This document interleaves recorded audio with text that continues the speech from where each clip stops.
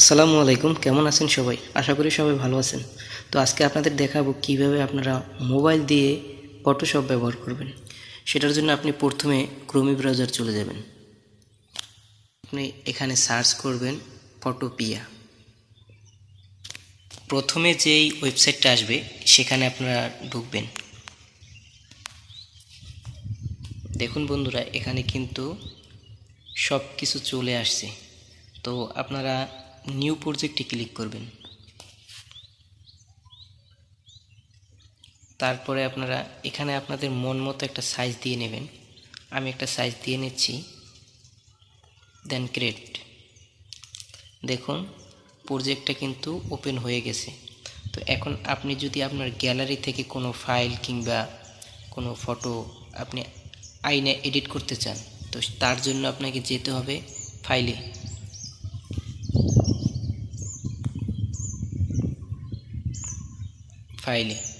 তারপরে আপনি ওপেন, ঠিক ফটোশপের মতো, এটাকে বলতে পারেন ফটোশপের ছোট ভাই। তো ফাইল, তো এখান থেকে আমি যে কোনো ফটো নিতে পারি। ধরুন আমি একটা ফটো নিলাম, একটু লোডিং করবে, দেখুন ফটোটা চলে আসছে। তো এখন আমি চাইলে এটাকে ফটোশপের মতো যে কোনো টুলস দিয়ে আমি এটাকে কাজ করতে পারবো। তো আপনারা আপনাদের মতো করে কাজ করবেন। তো দেখুন এখানে যে আসলেই এগুলো কাজ করে কিনা। দেখুন একটা ব্রাশ নিলাম, দেখুন এটা কাজ করছে।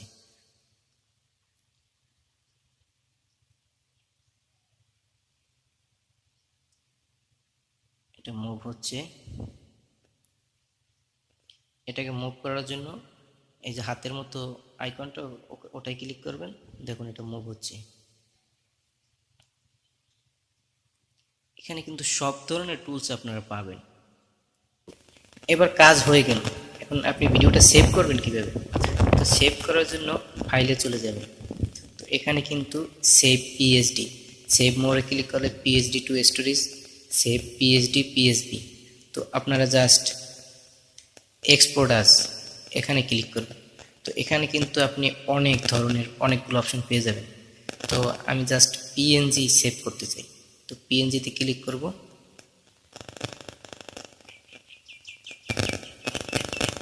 দেখুন এটা পিএনজি ফরম্যাট চলে আসছে এবং এটা কিন্তু সাইজ হবে 2 MB। তো সেভ। এখন দেখুন ডাউনলোড অপশন চলে আসছে, অটোমেটিক দেখেন ডাউনলোড হয়ে গেছে। এখন আমি এটা ওপেন করি, দেখুন এটা কিন্তু আমাদের গ্যালারিতে ডাউনলোড হয়ে গেছে।